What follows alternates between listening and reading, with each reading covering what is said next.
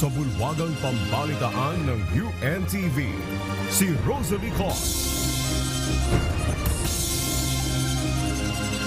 Magandang tanghali, ito ang Balita Weekend Edition. Narito ang mga headlines. Congressman Arnulfo Teves at 5 iba pa pinakakasuhan ng murder dahil sa nangyaring patayan sa Negros Oriental noong 2019. Mga pulis na kinasuhan dahil sa pamaril kay Jemboy Baltasar, nasa 8 na. Pamilya ng biktima humiling na mabigyan ng hustisya. Presyo ng diesel at gasolina muling inaasahang tataas sa susunod na linggo. At Pilipinas, maaaring mag-import ng 300,000 hanggang 500,000 metric tons ng bigas ayon sa Department of Agriculture. Pinakakasuhan na ng panel of prosecutors ng Department of Justice o DOJ si Negros Oriental 3rd District Congressman Arnie Teves at 5 pang iba. Kaugnay ito sa mga patayan sa Negros Oriental noon pang 2019. Ito ang balita ni Dante Amento. 3 counts ng murder ang ipinasasampa ng Department of Justice kay Congressman Arnie Teves at 5 pang individual. Kaugnay ito sa pagpatay na nangyari sa probinsya ng Negros Oriental noong 2019. Ayon sa DOJ, batay sa mga iprenisintang ebidensya sa isinagawang preliminary investigation, may sapat na batayan para kasuhan ang mga ito. Ang reklamo ay nag-ugat sa pagkamatay ng biktima na sina Michael Dungog, isang dating board member sa Negros Oriental noong March 25, 2019. Lester Bato na napatay naman March 26, 2019 at Pasito Libron.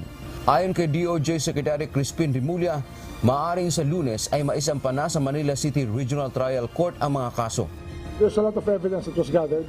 Basta yung isa sa mga may alam talaga ng pangyayari ay talaga tumistigo na itong mga to may kinalaman sa pagpatay ng 3 tauhan na binanggit natin. Samantala, ayon naman sa abogado ni Congressman Teves, hindi na siya nasurpresa sa sakdal laban sa kanyang kliyente. Sa simula pa niya ng investigasyon ay paulit-ulit nang sinabi ni Secretary Rimulya na guilty o may kasalanan si Teves. Dagdag pa nito, pagkatapos na maideklarang terorista ang kanyang kliyente, inaasahan na rin nilang may darating na mga harassment. Dante Amento, UNTV, News and Rescue. Diyos ang aming sandigan, serbisyo publiko, ang aming pinahahalagahan. Iimbestigahan na rin ng Commission on Human Rights ang pagkamatay ng isang binata sa Navotas City na napagkamalang sospek ng mga pulis. Ayon naman kay PNP Chief Police General Benjamin Acorda Jr., kulang ng kamalayan ng ibang pulis kung kailan gagamit ng baril. Sinabi pa ng opisyal na tagos hanggang sa mga hepe ng pulisya ang pananagutan sa mga ganitong insidente. Ito ang balita ni Lea Ilagan. Magsasagawa na rin ang sarili nilang investigasyon ang Commission on Human Rights sa kaso ng mistaken identity kung saan pinagbabaril at napatay ng mga pulis ang 17 taong gulang na binata sa Navotas City. Ayon sa Commission on Human Rights, lubhang nakababahala ang pagkamatay ng biktima na napagkamalan lamang ng mga pulis na ito ang hinahabol nilang suspect. Hinimok din ng CHR ang PNP na paalalahanan ng kanilang mga tauhan sa tamang paggamit ng baril sa kanilang mga operasyon.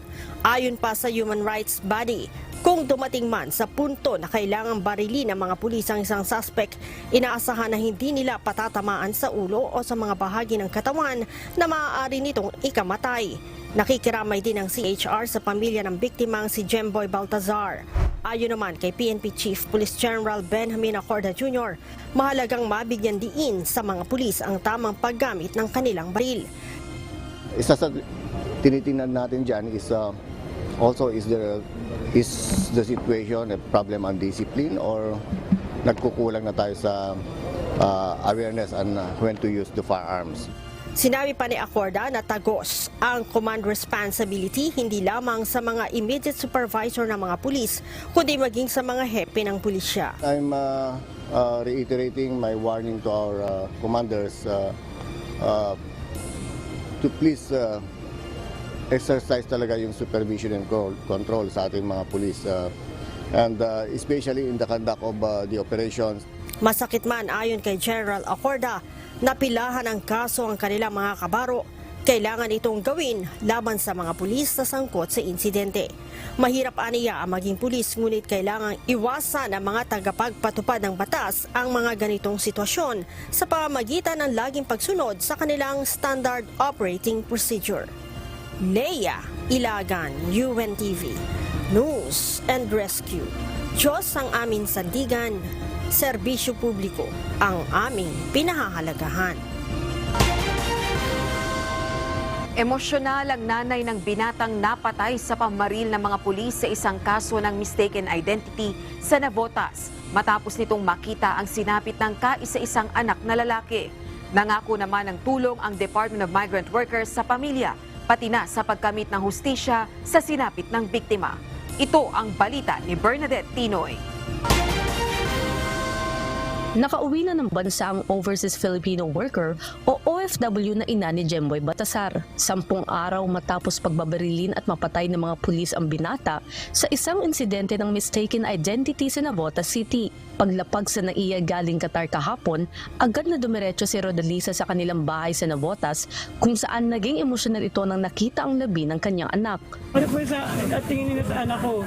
Ano lang po, pusa o aso na binaril lang nila, pinabayaan lang nila doon.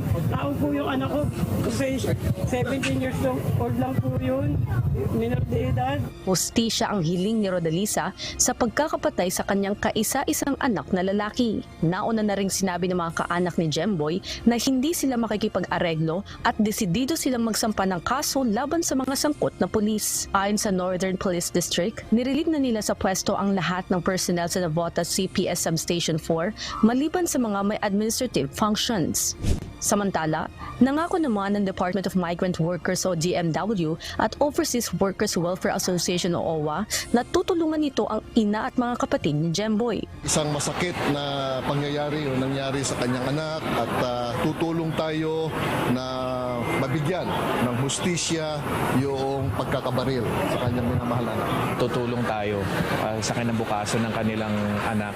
And then siya mismo ay dahil nauwi na siya, kinakailangan din ng trabaho.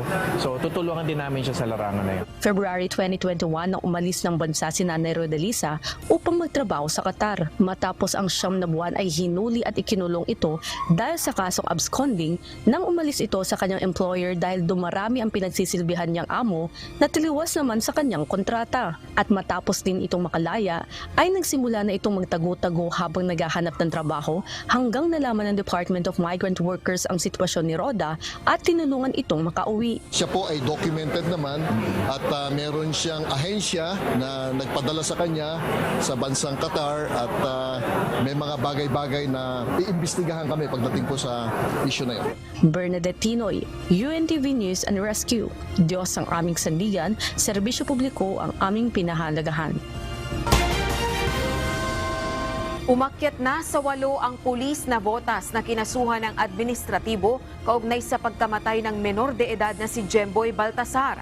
Ayon kay Police Colonel Alan Umipig, ang chief ng Navotas City Police, ang 2 pulis na nadagdag sa kinasuhan ay hindi ibinigay ang pangalan, subalit may ranggo ang mga ito na kapitan. Kasamaan niya ang mga ito sa nanguna sa nangyaring police operations, subalit hindi agad umamin.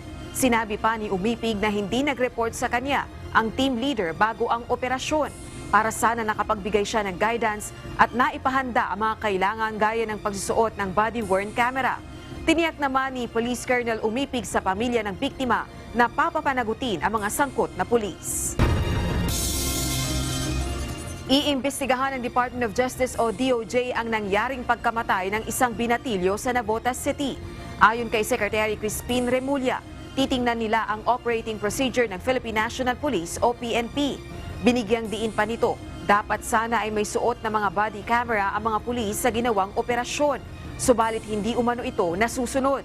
Kakausapin din ng DOJ hinggil dito si Department of the Interior and Local Government o DILG Secretary Benhur Abalos. Actually yan, dapat may body cam yan eh. Kung merong operation talaga, ang body cam is really mandatory.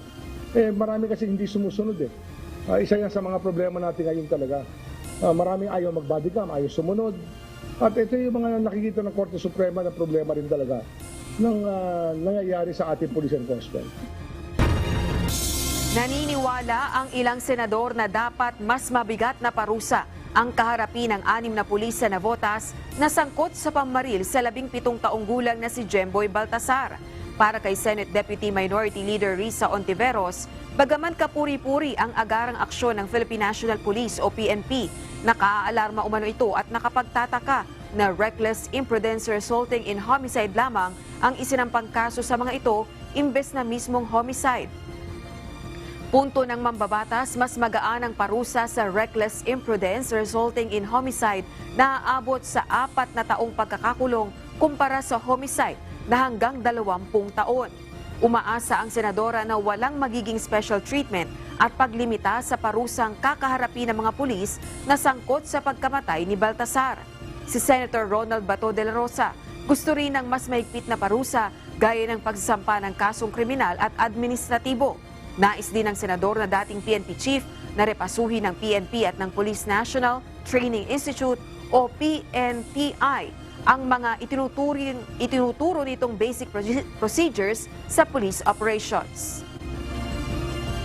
Dapat ang PNTI at PNP i-review nila yung curriculum o yung program of instruction patungkol doon sa police operational procedure.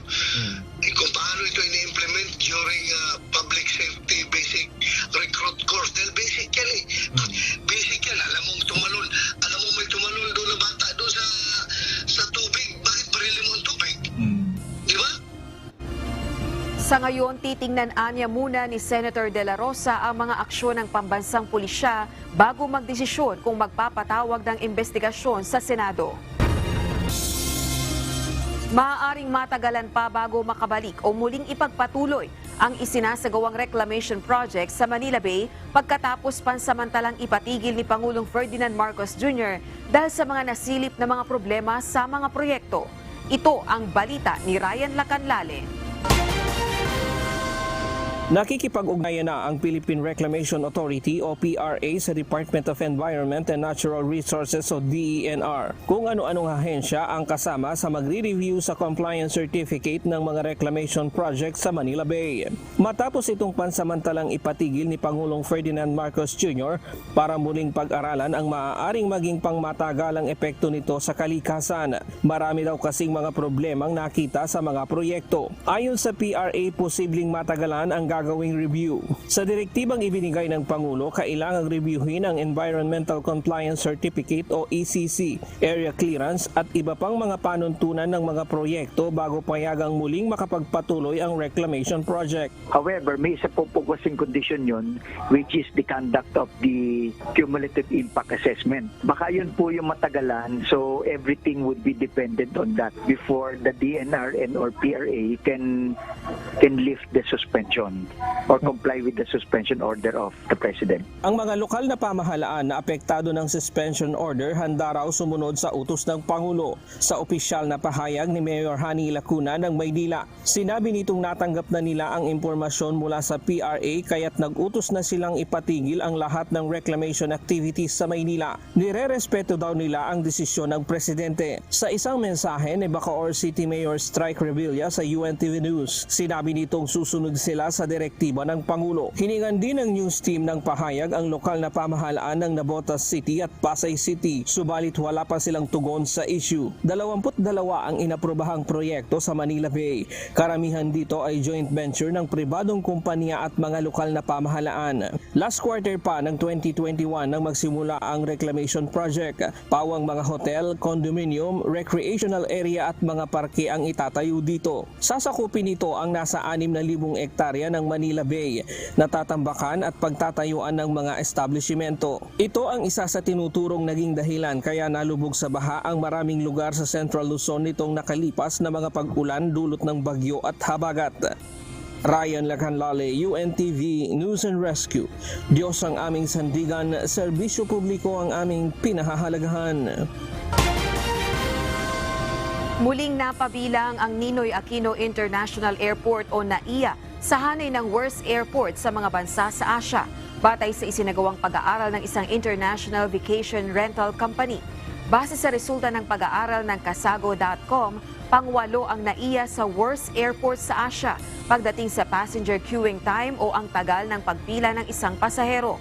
Bukod sa NAIA, kasama rin sa worst airport in Asia ang Kuwaiti International Airport, ang Dalaman at Istanbul Airport ng Turkey, Tribhuvan International Airport ng Nepal, maging ang Chennai at Pune Airport ng India, gayon din ang Islam Karimov Tashkent International Airport ng Uzbekistan at King Abdulaziz International Airport ng Saudi Arabia. Samantala, nanguna naman ang Changi International Airport ng Singapore sa Asia at World's Best Airport in queuing time. Sa ngayon, wala pang inilalabas na pahayag ang Department of Transportation at ang pamunuan ng NAIA hinggil sa bagay na ito. Pampito ang Pilipinas sa 11 bansa sa Southeast Asia na may maayos o malakas na internet. Batayan sa inilabas na Pulse Internet Resilience Index ng Global Non-Profit Organization na Internet Society. Nakakuha ng 46% na overall internet resilience ang Pilipinas. Pinakamabilis ang Singapore na 72%. Sinundan naman ang Vietnam na nakakuha ng 52%. Ang mga bansang Brunei, Malaysia at Thailand ay parehong may score na 51%, habang ang Indonesia na ay may 48%. Sinundan naman ang Pilipinas pagdating sa lakas ng internet ng mga bansang Myanmar, Cambodia, Laos at Timor-Leste. Nakabase ang isinagawang pag-aaral sa key metrics na infrastructure, performance, security at market readiness. Nakuha ng Pilipinas ang score na 48% pagdating sa infrastructure na siyang pangatlo sa rehiyon, 48% sa internet performance, 54% sa security at 35% naman sa market readiness. Panibagong bad news para sa mga motorista. Muli na namang tataas ang presyo ng mga produktong petrolyo sa susunod na linggo. Sa inisyal na pagtaya ng mga kumpanya ng langis, maaaring tumaas ng piso at 20 sentimos hanggang piso at 50 sentimos ang presyo ng kada litro ng diesel, habang nasa piso at 60 sentimos hanggang piso at 90 sentimos ang posibleng maging dagdag sa presyo ng gasolina, habang mahigit 2 piso naman kada litro ang magiging dagdag sa presyo ng kerosene. Sa Lunes, nakatakdang i-anunsyo ng mga kumpanya ng langis ang final price adjustment na ipatutupad sa araw ng Martes, August 15. Kahapon, dumulog na sa Land Transportation Franchising and Regulatory Board ang ilang transport groups upang humirit ng 2 pisong dagdag minimum fare sa mga pampasaherong jeep. Gayon din ang hiling na payagan ng automatic fare adjustment. Pansamantalang sususpindihin ng Metropolitan Manila Development Authority o MMDA ang schedule ng pagkukumpuni ng mga kalsada at pagdaraos ng mall-wide sale sa Metro Manila mula August 17 hanggang September 10. Ayon sa MMDA, ito'y bilang paghahanda sa nalalapit na International Basketball Federation o FIBA World Cup 2023. Layo ng hakbang na maiwasan ang inaasahang traffic build-up kalinsabay ng gaganaping event. Sakop ng suspensyon ng sale ang mga mall na nasa kahabaan ng EDSA, habang ititigil muna ang road reblocking, pipe laying at excavation sa ilang mga pangunahing kalsada gaya ng EDSA, C5 Road, Rojas Boulevard at Ortigas Avenue. Gayon din sa EDSA North Avenue hanggang Agham Road. Nakaschedule ang FIBA 2023 mula August 25 hanggang September 10 na hosted ng 3 bansa sa Asia, kabilang na ang Pilipinas, Japan at Indonesia. Dito sa Pilipinas ay magsisilbing venue ng event ang Mall of Asia area sa Pao Arena sa Pasay City, Araneta Coliseum sa Quezon City. Posibleng mag-angkat ng nasa 300 hanggang 500,000 metric tons ng bigas ang Department of Agriculture upang punan ang kinakailangang inventory ng Pilipinas. Sa opisyal na pahayag ni Department of Agriculture Senior Undersecretary Domingo Panganiban, sinabi nitong maaaring mag-import ng bigas ang Pilipinas mula sa Vietnam matapos na mag-alok ang mga exporter ng mas mababang presyo nito. Inialok umano ng Vietnamese exporters ang mas mababang presyo ng bigas matapos ang kanilang pakikipagpulong sa Malacanang. Samantala, bukod sa Vietnam, may pakikipag-ugnayan na rin ginagawa ang Department of Agriculture sa pamahalaan ng India upang makapag-import ng bigas sa pamamagitan ng humanitarian grounds. Isa ang India sa mga bansa sa buong mundo na itinuturing na largest rice producer. Paliwanag ng DA official, malaking tulong ang planong importation upang mapababa ang presyo ng bigas at mapataas ang national inventory na maaaring umabot ng 52 hanggang 57 days sa pagtatapos ng 2023. Naniniwala ang Employers Confederation of the Philippines na malaki ang naitulong ng mga foreign trips ni Pangulong Ferdinand Marcos Jr. upang mapataas ang bilang ng mga Pilipinong may trabaho sa ilalim ng kasalukuyang administrasyon. Ito ang balita ni JP Nunez.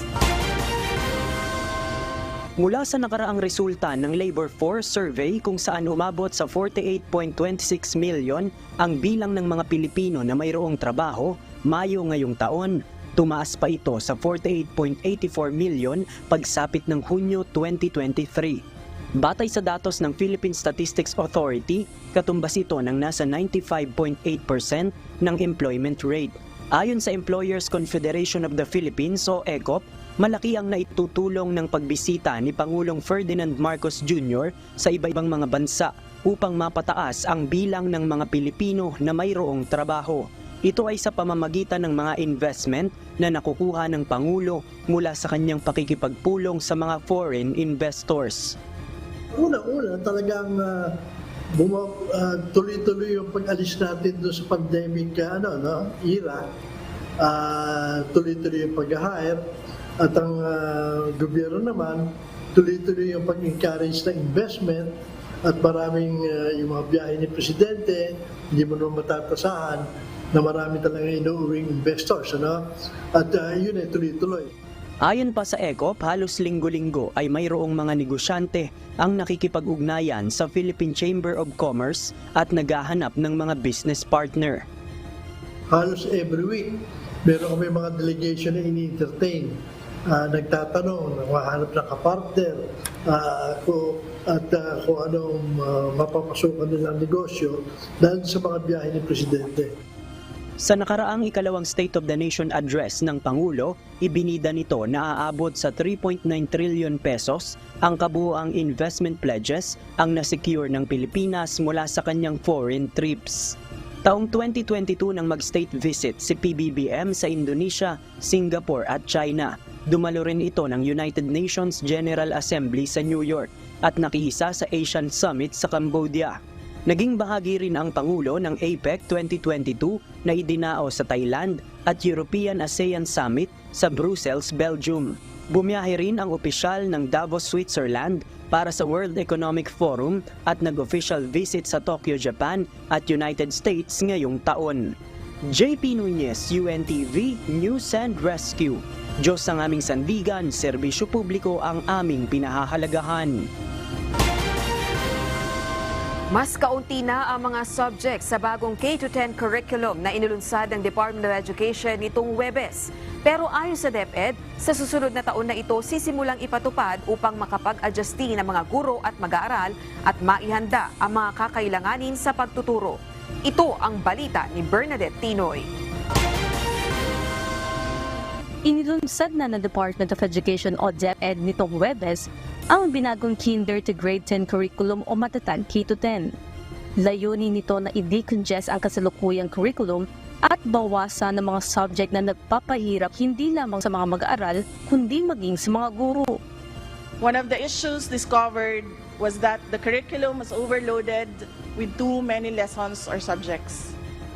The curriculum required instructors to teach an excessive number of learning competencies with very limited time available for instruction. Both teachers and learners were overburdened with lessons and other school tasks and activities. Sa ilalim ng matatag K-10, magiging 5 na lamang ang subjects para sa unang 2 taon sa elementarya mula sa dating 7 subjects. Para sa grade 1, mayroong language subject, reading and literacy, mathematics, makabansa at good manners and right conduct o GMRC. Pagdating ng grade 2, papalitan ng Filipino at English ang language at reading and literacy subjects. Idaragdag naman ang science pagtungtong ng grade 3, kaya magiging 6 na ang subjects. Pagdating naman grades 4 to 6, madadagdagan pa ito ng 2 subjects. Technology and Livelihood Education o TLE at MAPE o Music Arts, Physical Education and Health. 8 rin ang subjects mula sa grade 7 hanggang grade 10 pero papalitan na ng Values Education and GMRC. Ayon kay Vice President Sara Duterte, isasama na rin sa mga subjects ang Peace Education. the new K-10 curriculum will integrate peace competencies, highlighting the promotion of nonviolent actions and the development of conflict resolution skills in our learners. Nilinaw naman ni DepEd Undersecretary Michael Powa, hindi aalisin ang paggamit ng mother tongue sa pagtuturo. Pero aalisin na ito bilang subject dahil nagkakaroon ng kalituhan sa mga mag-aaral at guro, lalo na sa parte ng Luzon. Dahil itinuturo ng asignaturang Filipino, pagkatapos ay itinuturo rin ang mother tongue na Tagalog o Filipino din. Ang mother tongue as a medium of instruction, hindi po namin siya tinanggal dahil yan po ay nasa batas. Ang tinanggal lang po natin yung maliban sa mother tongue as a medium of instruction. Meron kasi tayong mother tongue as a subject para siyang Filipino, para siyang English subject. So yun po ang tinanggal natin dito sa ating matatag curriculum. Sisimula ng implementasyon ng bagong curriculum sa susunod na taon para sa mga mag-aaral sa kinder at grades 1, 4 at 7, habang ang grade 2, 5 at 8 ay lilipat sa bagong curriculum sa school year 2025 to 2026. Sa school year 2026 to 2027 naman, mag-shift ang grades 3, 6 at 9, at ang grade 10 sa school year 2027 to 2028. Paliwanag ng DepEd na uunti-unti nilang implementasyon ng K-10 curriculum upang makapag-adjust ng maayos sa mga mag-aaral at mga guro at maihanda ang learning materials na gagamitin. Sa pagbubukas ng klase sa August 29, lumang curriculum pa rin ang gagamitin. Bernadette Tinoy, UNTV News and Rescue. Diyos ang aming sandigan, serbisyo publiko ang aming pinangalagahan. Handa na ang pamahalaang lungsod ng Taguig para sa pagbubukas ng klase sa 14 na eskwelahan na sakop dati ng Makati City.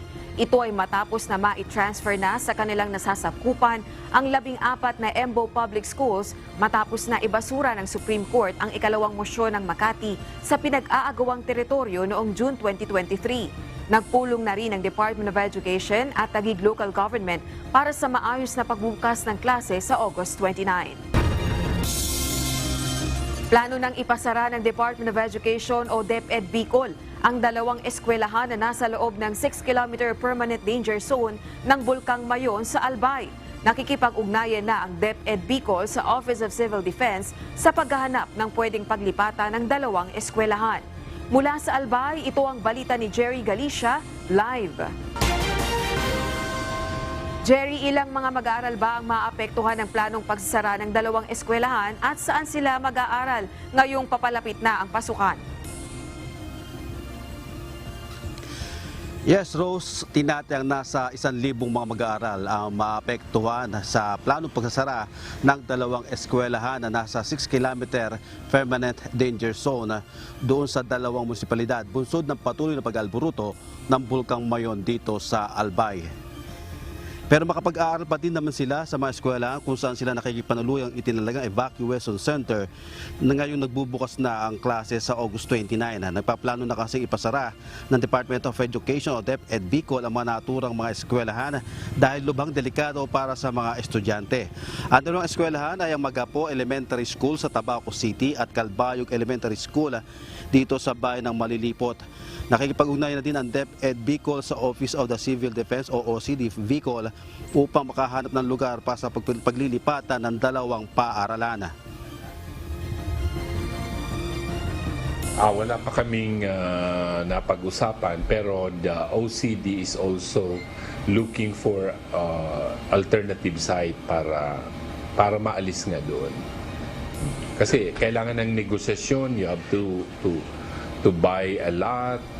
Kung ayaw ibenta ng may-ari, hindi mo rin yan mapilit. Kami muna ay mag-a-adapt ng blended learning. Ibig sabihin, kombinasyon ng face-to-face at ng modular at ng other distance learning. Rose, magpapatupad naman ang DepEd Bicol ng blended learning sa lahat ng apektadong learners para sa nalalapit na pasukan. Shifting ang gagawing pagtuturo ng mga guro sa mga eskwelahan, may mga nanatili pa ring mga evacuees.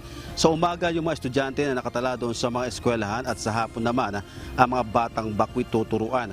Magbibigay din ang DepEd ng learning materials o module para sa mga estudyante para tuloy-tuloy pa rin ang pag-aaral ng mga bata. Sa ngayon ay sa tent na nakatira ang mga pamilya pero nasa loob pa rin ang compound ng eskwelahan gaya sa San Jose Elementary School para bigyan daan ng mga mag-aaral na magamit ang mga classroom na sa darating na pasukan. Sa Lunes, magsasagawa naman ang Brigada Eskwela ang DepEd Bicol sa Gogon Elementary School sa Legazpi City dito sa Albay. Yan ang balita mula dito sa Albay. Balik sa iyo, Rose.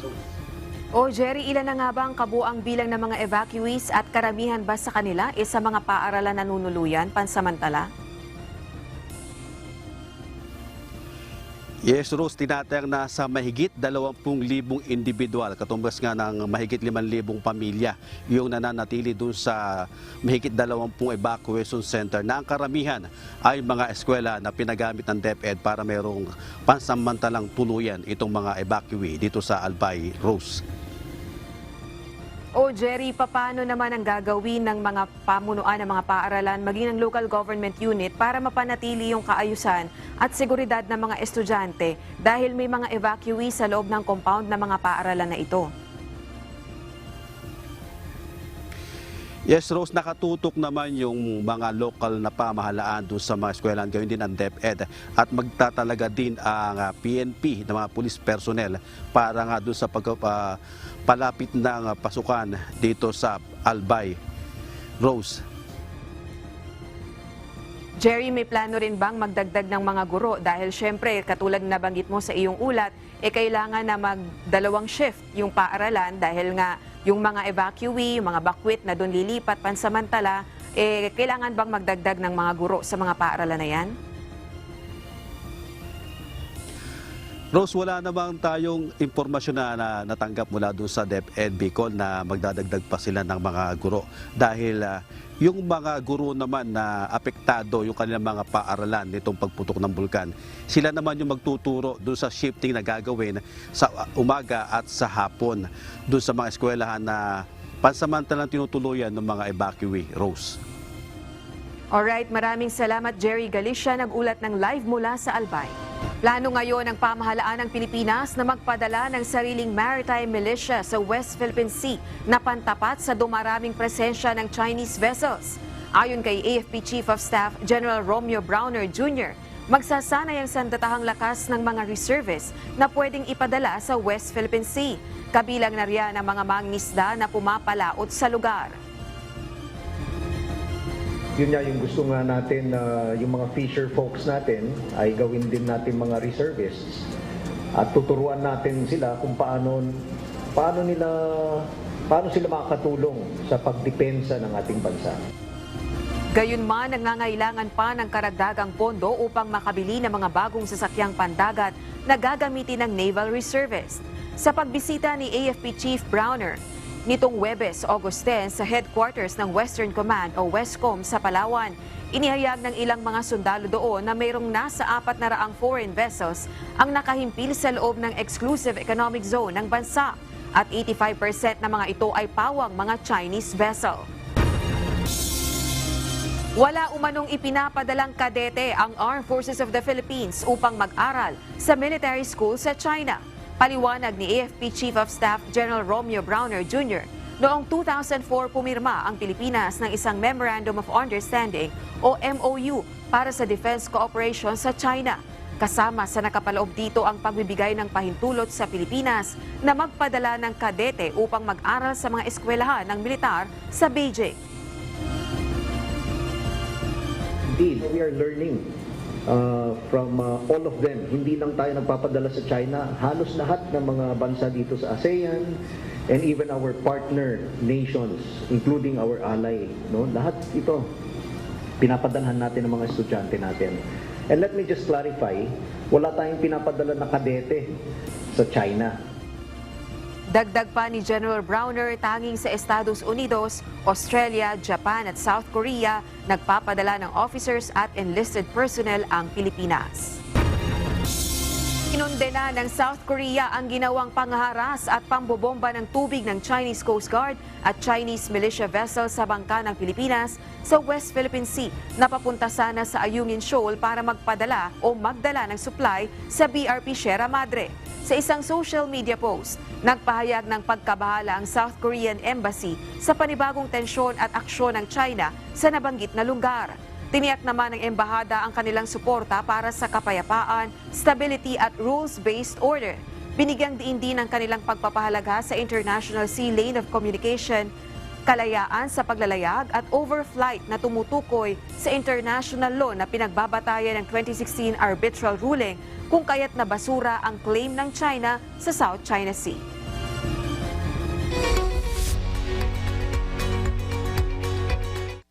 Limang tao ang patay dahil sa matinding pagbaha dulot ng habagat sa Myanmar. Napilitan ding lumikas ang nasa 40,000 tao. Lubog sa tubig baha ang malaking bayan sa Rakhine State na una nang sinalanta ng Cyclone Mocha noong May 2023. Taon-taon sa ganitong buwan, tinatamaan ng malalakas na pag-ulan ng Myanmar. Subalit ayon sa mga scientists, pinatitindi ang extreme weather events ng climate change. Umakyat na sa 67 ang death toll sa mapaminsalang wildfire sa Maui Island, Hawaii, batay sa mga opisyal. Pinangangambahan pang tumaas ang bilang na ito dahil marami pa ang nawawala. Ayon kay Hawaii Governor Josh Green, matinding sakuna at pinakamalalang natural disaster sa kasaysayan ng Hawaii ang nangyaring sunog. Samantala, kwine-question ngayon ang mga opisyal sa kanilang naging pagtugon sa trahedya. Maraming tao ang nagsasabing hindi sila nakatanggap ng warnings. Subalit batay sa mga otoridad, mabilis ang naging pagkalat ng apoy at halos imposible nang makapagpadala ng evacuation orders. Posibleng gawin sa Italy na may ancient Rome theme ang planong cage fight ng tech leaders na sina Elon Musk at Mark Zuckerberg. Ayon sa Culture Minister ng Italy, nakausap nito si Musk tungkol sa hosting ng showdown bilang isang charity event. Noong Hunyo pa, nagkakantsawan ang billionaire CEOs ng Tesla at Meta kaugnay ng issue. Kung matutuloy, milyong-milyong dolyar naman ang inaasang maidodonate sa children's hospitals.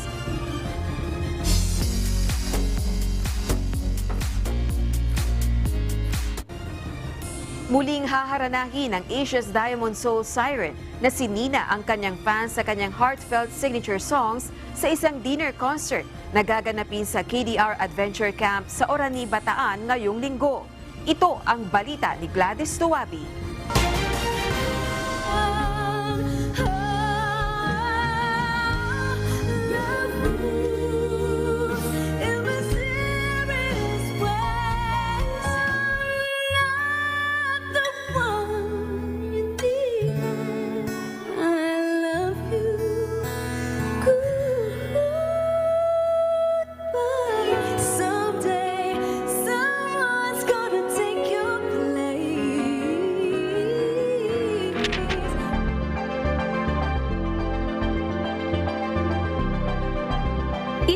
Ito sa maituturing na signature songs ng Asia's Diamond Soul Siren na si Nina.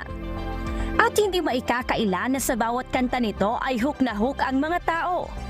Dahil sa kanyang enchanting voice at sa bawat mensahe ng awitin, relate na relate ang marami.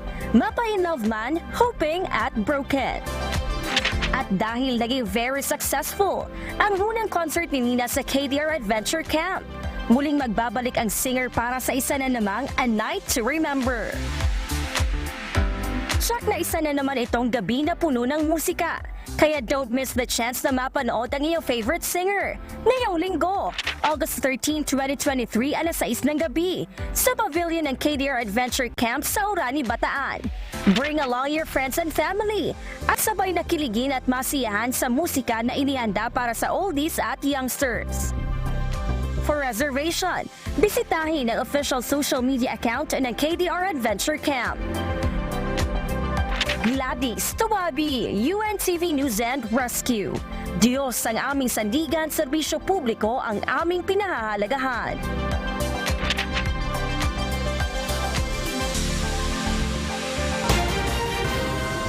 Balikan naman natin ang malalaking balita sa nakalipas na linggo. Ito ang Balita Weekend Refresh.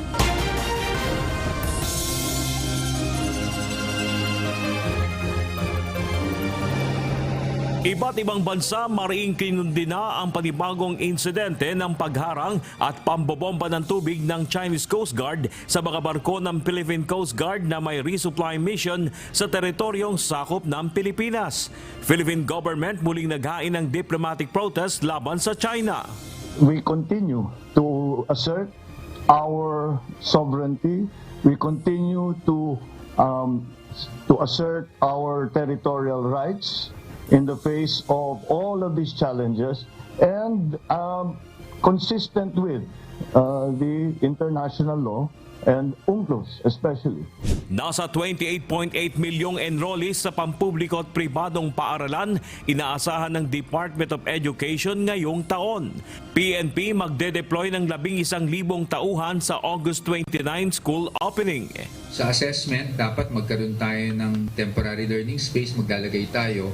Kung talaga namang hindi kakayanin, alam naman natin that we can switch our learners to blended learning. Initially, doon po sa i-establish po natin na mga police assistance desk ay nasa around 11,000 po. Maliban po dito sa ine-expect po natin na maglalagay po tayo ng mga police natin dyan sa mga pads, ay maliban po dito sa bilang na ito ay maglalagay din po tayo ng ating regular na mobile and beat patrol. Dredging ng mga ilog bilang agarang solusyon sa pagbaha sa Pampanga, inaprubahan ni Pangulong Ferdinand Marcos Jr. Impounding system sa Candaba, Pampanga, kabilang sa pag-aaralang solusyon ng pamahalaan sa pagbaha. We have a short-term solution. We'll fix the dredgers, number one. Okay, that's our emergency short-term solution. We will raise the NLEX para hindi na mangyari itong nangyari ngayon. Sasabihin natin, ilalagay natin sa swamp. Paano nga yung mga nagtatanim doon? O di maghahanap tayo. We will find something else for them to do. We'll find another piece of land. Hindi naman natin sila pababayaan. Thank you. Pag nangyari yun, magre-resign na ako ng DA dahil mali na yung aming, hindi na tama yung aming plano. Pilipinas tinuligsan ng China dahil sa pag-okupa sa Ayungin Shoal. BRP Sierra Madre dapat na umanong umalis sa lugar. Buto na nakuha sa loob ng septic tank sa New Bilibid Prison, hindi umano sa tao. NBI forensic expert, sinabing maaaring buto ng manok ang nadiskubre ng mga otoridad. We conducted the process of forensic identification. Through this process, we made use of elimination and comparison, and we concluded that it is not of human origin, Your Honor. Kapitan ng tumaob na MB Aya Express, inaming naglalagay ng pangiti sa mga tauhan ng PCG para makapaglayag. Survivor, sinabing walang tauhan ng PCG ang nag-inspeksyon sa motorbangka. PCG itinanggi ang paratang na pagtanggap ng pangiti ng kanilang personnel. Magkano binigay mo sa Philippine Coast Guard na padulas? Pangiti, sir. Pangiti lang po. Ano po? Pangiti. Magdadala ka po ng kahit alin pong ano pa. In goods. In kind. Opo. So, pampangiti, pwedeng alak. Sir, bumili lang po ako ng 100 pesos na saging. Hindi, sir. Tsaka po yung 50 pesos na money po, sir. Merienda. Wishers, satisfied sa kaibang istorya na napanood sa 8 Wish Date concert. Ang ganda-ganda ng concept. People are reacting to the story and the theatrics na nangyayari on stage. Sinusundan nila habang ang nagtatahe yung music. That's really great. Saludo at kudos sa mga nag-isip ng concept, and of course to KDR and of course to Wish. Maraming salamat po. Teenager na nabaril ng mga pulis sa Navotas noong August 2, biktima ng mistaken identity. 6 na pulis na sangkot sa insidente, nakakulong na. Nakadetain na po sila sa station at nirequest po namin na ililipat sila sa NPD Custodial Facility kasi po. Hindi pagkontrol ng Bureau of Plant Industry sa storage facilities ng sibuyas, pinuna sa mababang kapulungan ng Kongreso. Wala kayong batas sa cold storage na dapat hanggang 30 days lamang yan. And that's the reason why they can store it for 8 up to 12 months a year. Kaya nagkakaroon tayo ng hoarding and price manipulation because of your failure. Mga Pinoy na walang trabaho, tumaas sa 2.33 million ayon sa Philippine Statistics Authority. there's a big drop in the value production in agriculture, particularly fisheries. Marami daw na nagsara ng mga fish fund dito sa Region 3, Region 4, kasama na rin ang slow production sa commercial marine fishing. President Ferdinand Bongbong Marcos Jr. binigyang diin na walang pangako sa China na aalisin ang BRP Sierra Madre sa Ayungin Shoal. I'm not aware of any agreement that the Philippines should remove from its own territory its own ship, the BSP Sierra Madre, from the Ayungin Shoal. And let me go further. If there does exist such an agreement, I rescind that agreement as of now. Confidential funds ng ilang ahensya ng pamahalaan muling pinuna sa pagsisimula ng deliberasyon sa panukalang 5.7 trillion pesos na budget sa susunod na taon. Question ko po, ano ang naitutulong ng confidential and intelligence funds sa paglago ng ating ekonomiya? The confidential fund can be used for security, national security purposes po and safety. Resupply mission sa Ayungin Shoal tuloy at paplanuhing mabuti ayon sa Armed Forces of the Philippines. Proposed joint military drill ng Pilipinas sa China, pag-aaralan pang mabuti. Tuloy-tuloy ito at hindi ito dapat pinapakialaman ng sinuman kasi ito ay ating karapatan. Hepe ng Imus Police, iniimbestigahan na rin sa questionabling drug operation ng 9 na tauhan. Pinalabas na may bypass sa katotohanan ang ginagawa nila is robbery. 22 reclamation projects sa Manila Bay, sinuspindi lahat ni Pangulong Ferdinand Marcos Jr. Actually po, upon clarification with the President, and as you will see on the suspension, all are under review. Pilipinas planong magpadala ng naval reservists sa West Philippine Sea. And when we say reserve force, it's not just land-based forces. So we are also trying to develop our reservists who will be able to operate in the sea. Suspensyon ng lahat ng reclamation projects sa Manila Bay na ipinag-utos ni Pangulong Ferdinand Marcos Jr. Epektibo na ng Biyernes, August 11. The suspension applies to all reclamation projects in Manila Bay. Pag-aangkat ng halos 12,000 metric tons ng puting sibuyas na bigyan na ng permit. Yung ginawa nating importation from May up to now is for buffer stocking siya. Just to ensure kasi na talagang maubos yung local natin, may masosource pa tayo ng fresh onion.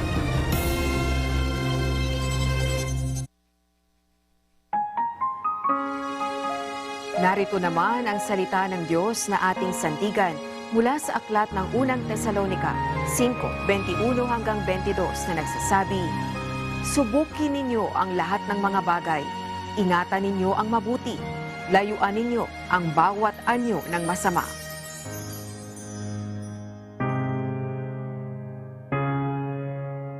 At yan ang naging kabuuan ng ating balitaan ngayong araw ng Sabado.